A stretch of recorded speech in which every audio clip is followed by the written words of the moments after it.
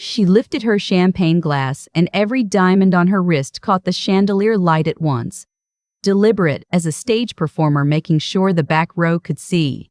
200 faces turned toward Vivian Hartley as she stood at the head of the room. Her smile, the kind that had never once reached her eyes in the 4 years I'd known her. "To my son Marcus," she began, her voice carrying across the ballroom like she owned it, which she believed she did, and to his wife Claire. She paused just long enough for the word wife to land with its full weight of condescension. What a journey it's been. I sat at table 11, third from the back, half hidden behind an arrangement of pink peonies and eucalyptus that someone had charged more for than my first car. My hands rested flat against the white linen. Still, I had trained myself to be still in moments like this, the way a person trains themselves to breathe through pain. I had known this was coming. I had spent 3 months preparing for it. Vivian's gaze drifted across the room until it found me. The smile tightened by a fraction, invisible to anyone not watching closely. "Claire has grown into a lovely young woman," she continued. "Considering everything she came from, that speaks well of her character." A few guests shifted in their seats. The woman to my left stopped mid-sip. "There is something to be said," Vivian went on, "for a girl who recognizes what she lacked and has the good sense to reach for better. We are so grateful she found her way to a family that can provide the stability she deserved all along." The words moved through the room like a cold draft. Someone coughed. Someone laughed, uncertain, filling silence they didn't know what to do with. I watched my daughter at the table of honor, 8 months pregnant, her hands wrapped around a glass of sparkling water. I watched her go perfectly still. I watched her eyes close for 3 seconds. 4, 5, and when they opened again, she did not look at me. She looked at the tablecloth. Beside her, my son-in-law's jaw worked slowly, but he said nothing. Vivienne raised her glass higher. "To new beginnings. To this child who will want for nothing. To the Hartley name and all it carries." Applause moved through the room. The polite kind. The kind people give when they're not sure what they just witnessed, but want to seem like they were in on it. I let the sound wash over me. I let the VN have her 30 seconds. "My name is Dorothy Callahan. Everyone who knows me calls me Dot. For 25 years, I worked as a registered nurse at Mercy General Hospital in Asheville, North Carolina. I worked nights so I could be home when my daughter got off the school bus. I worked doubles on holidays so other nurses could be with their families, banking the extra pay for Claire's college fund in an envelope I kept inside a textbook on the second shelf of my bedroom closet. I drove a car with 200,000 miles on it until Claire was in her junior year of high school, because every month I didn't have a car payment was another month I could set something aside. The woman standing at that head table in $700 shoes, explaining to 200 guests that my daughter had been disadvantaged. That woman had never once worked a night shift in her life. But she had done something I hadn't expected, and in 4 days she was going to find out what it costs. I reached into my blazer pocket and closed my fingers around the small pin I'd carried here. My nursing pin, silver, engraved with the Mercy General crest and the year I graduated. My mother had pressed it into my palm the morning of my pinning ceremony 40 years ago, her eyes bright with something she didn't have the words for. She'd worked housekeeping at the same hospital for 22 years to help pay my tuition. The pin had been on my uniform every single shift since then, and now I carried it in my pocket the way some people carry a photograph. A reminder of where I came from and what it had cost to get here. I didn't take it out. Not yet. I just held it there, warm from my body, and waited. Vivienne sat down satisfied, reaching for her wine. I stood up. The scrape of my chair was quieter than my heartbeat, but the room heard it. Conversations cut off. Heads turned. At the head table, my son-in-law looked up sharply. My daughter's eyes finally found mine, and for one moment I couldn't read what was in them. Fear. Love. Something that might have been relief. Mrs. Point sent. Hartley, I said, my voice carrying the way you learn to project when you've spent decades calling out over monitors and hallway noise. I appreciate those kind words. I'd like to add a few of my own if you don't mind. Vivian's smile stayed fixed. Her fingers tightened around her glass. You talked about stability, I said, moving toward the center of the room so the whole space could see me. About what a child deserves. About foundations. I paused, letting the silence hold. Claire learned about foundations early. She learned them in a 2-bedroom house on Maple Ridge Road that I bought on a nurse's salary in 1999, the same house I still own. Or at least I did, until someone tried to take it from me. The room went very quiet. I looked at Vivian directly. The color was leaving her face in slow increments, like water draining. The screen behind the gift table flickered to life. The first document appeared, a property transfer form for 11 Maple Ridge Road, Asheville, North Carolina. My address. My signature at the bottom, except I had never signed it. The date was 11 months ago. The recipient name, Vivian Hartley Living Trust. Gasps moved through the crowd in waves. I never authorized a transfer of my home, I said. I never signed that document. But someone did, and they used my name to do it. The next slide, a second filing. A title insurance application. Then a third, a mortgage refinance application. The same forged signature, the same property, nearly $300,000 pulled from the equity I had spent 25 years building. The money was moved through 4 accounts in 8 weeks. My attorney has the wire records. So does the FBI. Vivian's chair scraped the floor. She started to stand. "Please sit down," said a voice from near the entrance. A woman in a charcoal blazer moved through the crowd, badge already open in her hand. The 2 men flanking her were not waiters. "Vivian Hartley, you are under arrest for wire fraud, forgery, and mortgage fraud." The room erupted. Chairs pushed back, voices overlapping, the clink of dropped silverware. Someone near the window said, "Oh my God," in a voice that sounded like a prayer. My son-in-law was on his feet. My daughter had both hands pressed over her mouth. Vivian looked at me across 30 feet of Italian marble flooring. Her composure finally and completely gone. Something naked and ugly in its place. "This is a lie," she said. Her voice cracked on the second word. "You have the right to remain silent," said the agent, and the handcuffs clicked in the sudden quiet of the room. I had 25 years of practice not letting my face show what my body was doing. I used every bit of it. They took her out through the main doors, and a room full of Vivian Hartley's closest friends watched her go. 26 years is a long time to carry something alone. My husband's name was Patrick. He died when Claire was 22 months old. A January morning on I-26, black ice, a semi that crossed the median. By the time I reached the hospital, there was nothing to reach him for. I drove home in someone else's car and sat in our kitchen until my neighbor came and took the baby, so I could fall apart in private, just for that one afternoon. Because the next morning, I had to be someone's mother again. The grief didn't go anywhere. I just learned to carry it the way you carry something heavy for a long time. After a while, you forget it's there until you set it down and feel the ache in your arms. Claire was the best child I could have asked for, and also the hardest, because every year she grew older, I could see the shape of what was missing. Father's Day at school.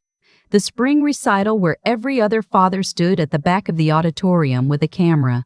The look on her face, watching other kids get picked up from practice.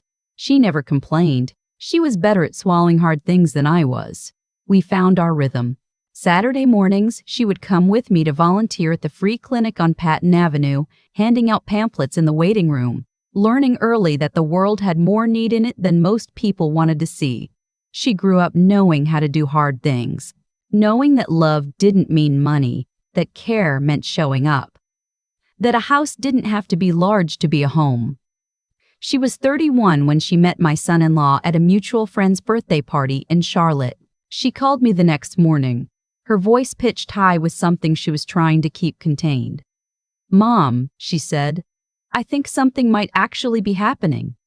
I listened to her describe him: patient, funny, ask questions about her work, didn't look at his phone once the whole evening. "His last name is Hartley," she said. "And then his mother is Vivienne Hartley, of the Hartley Group." The Hartley Group had developed half the mountain resort properties in western North Carolina. They had a foundation named after them at the Children's Hospital where I occasionally floated for extra shifts. I had seen Vivienne Hartley's name on a plaque in the hospital lobby for 6 years. I said, "That's wonderful, sweetheart," and I meant it because he sounded like someone who made her happy, and that mattered more than his last name. I should have paid closer attention to the plaque. The first time I met my son-in-law, he came to my house for Sunday dinner. He helped me carry groceries in from the car without being asked. He asked about the photos on the mantle, and when I told him about Patrick, he listened without looking for an exit from the conversation. He had his mother's eyes, but not her coldness. There was something genuinely open about him. His mother met me 3 weeks later at a dinner at the Hartley house in Biltmore Forest, a neighborhood where the driveways were longer than my street. Vivienne shook my hand at the door and looked me over the way a person looks over something they're deciding whether to accept. She was gracious in the way people are gracious when they have already made a decision and are simply waiting for the appropriate time to act on it. Over the following year, I collected moments the way you collect evidence without knowing yet what you're building a case for. The way she referred to Claire as Marcus's friend even after they were engaged. The way she redirected conversations about my nursing career toward what it must have been like. So hard on your own, as if my whole life had been a deficiency she was graciously overlooking.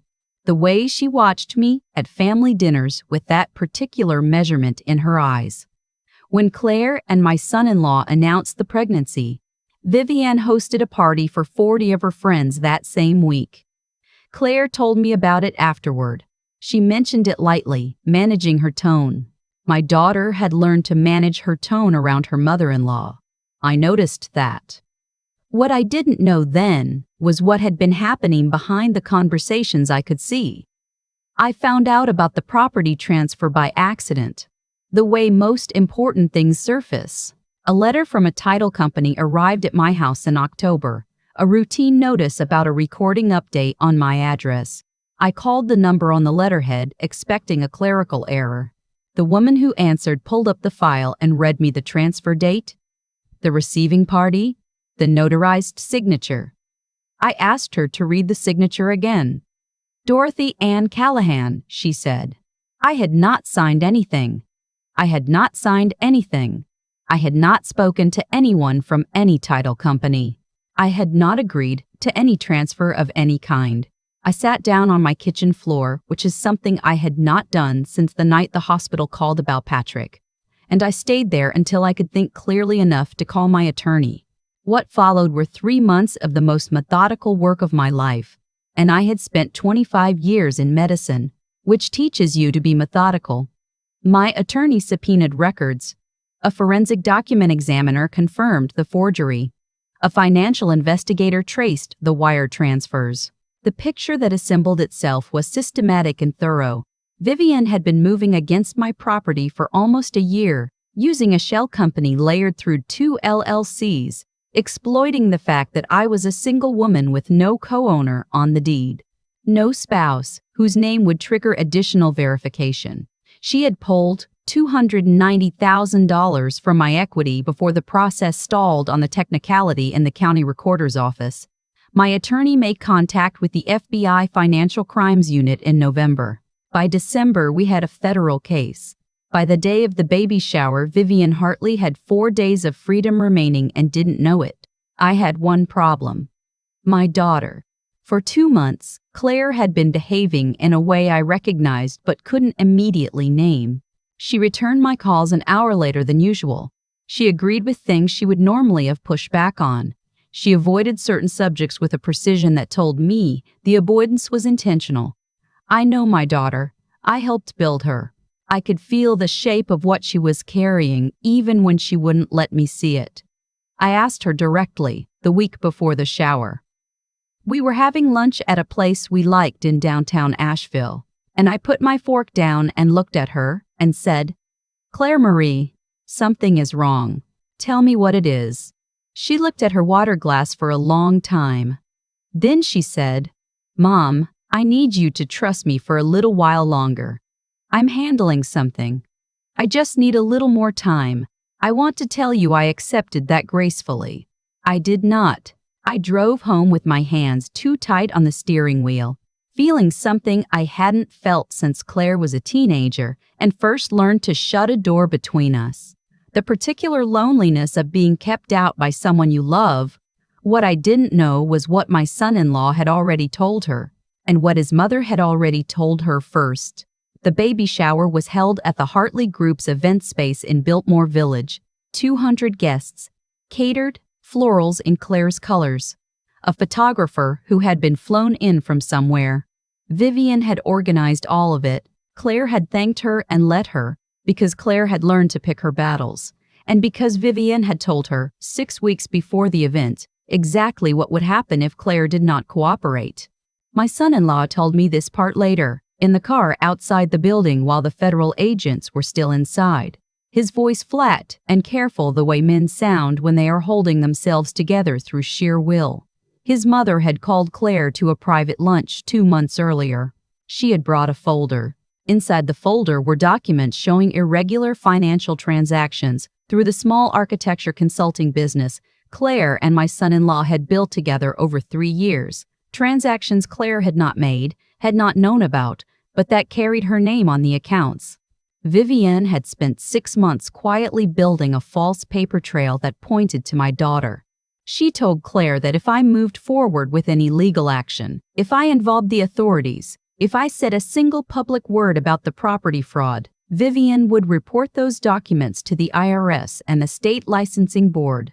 Claire's business would be investigated. Her professional license could be suspended. Everything she and my son-in-law had built together, gone. And the baby arriving in 8 weeks would come into a family under federal scrutiny. Stay quiet at the shower, Vivian had said. Let me make my remarks. Sit there and smile, and when it's over, I will make all of this go away. Claire had sat there. She had been terrified, and she was 8 months pregnant, and she had thought that silence was the price of safety. She hadn't realized that Vivienne had already lost. My son-in-law came to my house 5 weeks before the shower. Claire didn't know. He had been suspicious of his mother. His entire adult life, in the way that children of controlling people develop suspicion, like a secondary sense, useful and exhausting. He had started his own quiet investigation when he noticed certain irregularities in his parents' financial filings. He found more than he expected. He found the false trail pointing to Claire. He also found references to my property. He sat at my kitchen table, the same table where Claire had done her homework for 12 years, and he put his own folder down between us and said, I need to know how far along your case is. We talked for 3 hours. When he left, he took copies of my documentation and I took copies of his. We agreed on the timing. We agreed he would not tell Claire yet. Not until we could show her everything at once. Not until she couldn't doubt what she was seeing. I want you to know, I understand now that this was wrong of us, both of us, protecting her by keeping her in the dark. It is the same instinct that makes you want to carry the heavy bag so someone you love doesn't have to. But she was grown, and she deserved to know, and our silence was its own kind of condescension, however much we loved her. She told me this herself, later, quietly, without cruelty. Because my daughter is direct in the way people are direct when they have done a lot of work on themselves. She was right. But that afternoon, I didn't know she was already carrying Vivienne's threats alone, and she didn't know her husband and her mother were meeting in our kitchen. We were all trying to protect each other and succeeding mostly in leaving each other isolated. The week before the shower, I drove out to a small cemetery in Weaverville, where Patrick had been buried 26 years ago. I don't go often. I find him better in other places, in the way Claire tilts her head when she's thinking, in the particular shade of early morning light that was his favorite time of day. But that afternoon, I needed to stand somewhere quiet. I stood at the marker for a long time. The November air smelled like cold and pine and the particular stillness of late autumn in the mountains. I'm going to finish this, I said to the silence. I'm going to make sure she's safe." The wind moved through the grass. That was all. I drove back to Asheville and reviewed the case files one last time. My attorney was coordinating with the federal agent. My son-in-law's documentation was already submitted. The arrest was scheduled for after the confrontation, after the room was full, after there were 200 witnesses to the moment Vivienne's version of events became impossible to maintain. I took my nursing pin from the uniform I wore that day and put it in my blazer pocket. 40 years of night shifts and difficult diagnoses and families waiting in hallways. 40 years of my mother's hands pressing something small and silver into mine. Carry this with you. I was carrying it. The baby shower unfolded exactly as Vivienne had planned until it didn't. The florals were beautiful. The food was extraordinary. Vivienne moved through the room like a woman who had arranged the weather itself and found it satisfactory. I found my seat at table 11. My friend Helen was beside me, one of the few people I'd told. She squeezed my hand once and released it. When Vivienne stood to speak, I let her begin. I let the words land in the room, all that polished cruelty dressed as generosity. I watched my daughter's hands press flat against the table. I watched my son-in-law look at me from across the room and give the smallest nod. And then I stood up. Everything I said I had rehearsed, but it didn't feel rehearsed. It felt like 26 years of evidence finally being admitted into court. I spoke clearly. I moved to where everyone could see me. I watched the screen come to life behind the gift table with the documents my attorney had prepared, the forgery, the wire transfers, the false accounts built to frame my daughter. I said my daughter's name is on documents she never signed, transactions she never made, a paper trail constructed to destroy her if I spoke up. I said someone spent the better part of a year trying to steal a house I bought on a nurse's salary when my daughter was 3 years old. I said this is what it actually costs to cut corners on a foundation. When the agent moved through the crowd with her badge, the sound of 200 people going silent was the loudest thing I had ever heard. Vivienne looked at me as they put the handcuffs on, and I saw in her face the thing I had recognized in difficult patients over a long career. The specific moment when a person realizes that the version of events they constructed cannot hold. There was nothing gracious left in her. They walked her out through the front doors. Claire was shaking when I reached her. Still in her chair, one hand over her mouth, the other pressed to the side of her stomach. Her husband's arm was around her. "Mom." Her voice broke on the single syllable. I crouched down beside her, which at 63 takes more coordination than it used to. "I know," I said. "Why didn't you tell me you were?" She stopped. "How long have you known?" "Long enough." I kept my voice level. "I was afraid of what she'd do to your business." She looked at me, eyes wet, something complicated moving across her face. "She told me if you said anything she'd destroy everything Marcus and I built. She told me she had proof of things I never did." She looked down at her hands. "I thought if I just did what she wanted, if I just sat there and let her say whatever she wanted to say about you, she'd leave us alone. I thought I was keeping you safe." I had heard this before. Not these words exactly, but this logic. I had spent months believing the same thing, that staying quiet was a form of protection. We had both learned it from Vivienne, who understood that the most effective chains are the ones people put on themselves. "You were trying to protect me," I said. She nodded. "I understand why." I looked at her steadily, and I need you to understand that silence was exactly what she was counting on, from both of us, for as long as possible. Her face crumpled. "I should have come to you. Yes. I should have trusted you. Yes." The honesty felt like something being lanced, necessary and painful. "You should have." My son-in-law spoke quietly from her other side. "I should have told her sooner about what I found." He looked at me. "I was trying to protect her too. We were all doing the same thing. And all leaving her alone with it," I said. The three of us sat with that for a moment, in the wreckage of a baby shower that had cost someone $12,000 to arrange, and had ended with a federal arrest. I have to be honest with what came next, because the story I wanted to tell myself was cleaner than the truth. I wanted to hold my daughter right then, to say it was over, to let everything reset in the relief of the moment. But the hurt I was carrying was real, and it didn't dissolve because the circumstances that had caused it were finally understood. For 3 months, I had believed my daughter was choosing her mother-in-law's approval over her own mother. I had sat with that in the small hours of too many mornings. Understanding the reason didn't erase the weight of those nights. I stood up. My legs were unsteady. "I love you," I said to my daughter. "I need a little time." She looked up at me, her eyes red, her hands still pressed to her stomach. "How much time?" "I don't know," I said. And that's the honest answer. I hugged her, carefully, my arms around her shoulders, my face near her hair. I held on longer than I intended, and then I let go. I told my son-in-law to take her home. I told him I would be in touch with my attorney about the documentation on the false accounts, that we would need Claire's statement to complete that part of the case. I took the service elevator down to the parking level. The concrete was cold and smelled like exhaust. The news vans were already pulling up in front of the building when I drove out the back. My daughter's daughter was born 6 weeks later. 7 pounds, 4 ounces. They named her June for the month, and Patricia from my daughter's grandmother.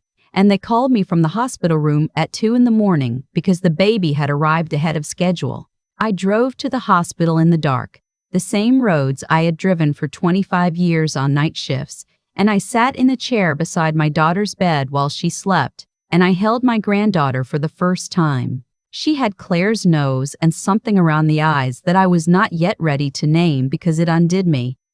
This was not the same as forgiveness. But it was where forgiveness begins. The following year was not a straight line. My daughter and I found our way back to each other in increments, the way you repair something structural, slowly, with attention, checking the integrity at every stage. We had coffee on Saturdays. We talked about the case, about Vivian's guilty plea, about the restitution order that returned the money she had taken from my equity. We talked about Claire's therapy, which she had started after June was born, working through what it meant to have spent years managing a relationship that was never going to be safe no matter how carefully she managed it. We talked about what I had done too, the months I had kept the investigation from her, the way I had decided, without asking her, what she could handle. She was direct about it and she was right, and I sat with that the way I sit with things that are true and uncomfortable. We got better at telling each other the truth before it cost us anything. One evening in early spring, Claire brought June over, and we sat on the back porch while the baby explored the grass with the intense focus of a 9-month-old encountering everything for the first time. My son-in-law had planted a small garden along the fence line, something he had done quietly one Saturday while I was at the farmer's market. Annuals and a few perennials that would come back. Mom. Claire was watching her daughter sit in the grass with a fistful of clover. I know you carried a lot of this by yourself for a long time. Before the case, before everything. 25 years is a long time to be the only adult in a house, I said. I know. She was quiet for a moment. I didn't always see how heavy it was. I was a kid and you made it look manageable, and I think I just believed it was. It mostly was. You made it manageable. She looked at me. That's not the same thing. I thought about the car with 200,000 miles on it, the envelope in the textbook, the night shifts, years of them, driving home in the gray early morning while the world was still asleep. I know, I said. She reached over and put her hand on mine. I want June to know who you are, not just that you exist, who you actually are and what you actually did. I looked at my granddaughter in the grass, small and certain about everything, pulling clover apart with enormous concentration. She will, I said. I reached into the pocket of my jacket and took out the nursing pin. 40 years of wear had softened the silver to something warmer than bright. My mother's hands, my hands. Night shift after night shift, and all the patients I had sat with in their worst hours, and all the years I had come home in the early morning to watch my daughter sleep before starting the day again. I held it out to Claire. This was your grandmother's. She worked 32 years to help put me through school. She pressed this into my palm the morning of my graduation. And she didn't have the words for everything it meant, so she let the weight of it say it for her. Claire turned it over in her hands, tracing the small engraving. I want you to give it to June someday, when she's old enough to understand what it took to be here. Not the hard part specifically. I paused, searching for the right shape of the thing. That the women who came before her worked hard for real reasons, and that love is mostly just showing up every day, even when it costs you something. My daughter closed her fingers around the pen. June looked up from her clover then and found my face with the direct confidence of babies, who have not yet learned to look away from things that matter. "Hi there," I said. She studied me with her mother's eyes. Then she put her arms up. I lifted her from the grass, the small solid weight of everything that had come after everything hard, and she grabbed my collar with both hands and looked at me from 3 inches away with complete seriousness. "I know," I said to her, the way I had learned to speak to people before they had words. "I know." The spring light moved across the porch. My son-in-law came out with 3 mugs and set them down without saying anything, which was one of the things I had come to appreciate about him, that he understood when a moment didn't need to be filled. The garden along the fence was beginning to come in, small green things, pushing up through soil that had been ordinary dirt 2 months ago. I held my granddaughter and watched my daughter wrap both hands around her mug and look out at the yard she had grown up in, at the house I had bought when she was 3 years old, at the porch where we had spent more hours than I could count. She looked like someone who was slowly setting down something heavy. "We're okay," she said, not quite a question. "We're getting there," I said. "That's enough." The garden pushed upward in the late afternoon light. The baby tugged at my collar. My daughter tilted her head, and for a moment she looked exactly like her father. That particular angle I had not been able to look at directly for 26 years, and I let myself look at it now. They call what I did at that baby shower a revenge story. I've heard it described that way. What it felt like to me was closer to something a doctor does when she finally gets an accurate diagnosis after years of working around incomplete information. Not triumph, relief. The return of something that should have been true all along. The strongest structures are not built on what looks impressive. They're built on what's real. My mother taught me that without using those words. I taught it to my daughter in the years she spent beside me on job sites and in waiting rooms and across a kitchen table working through things that were hard. And I am teaching it now in the ordinary afternoons on a porch in Asheville to a baby who holds my collar with both hands and looks at the world like she means to understand all of it. Build honest things. Show up, even when it costs you. Don't let anyone convince you that silence is the same as safety. I learned that the long way. I'm hoping she gets to learn it easier. Drop a 2 in the comments if you stayed with us all the way to the end. This is Topaz Revenge. We'll see you in the next one.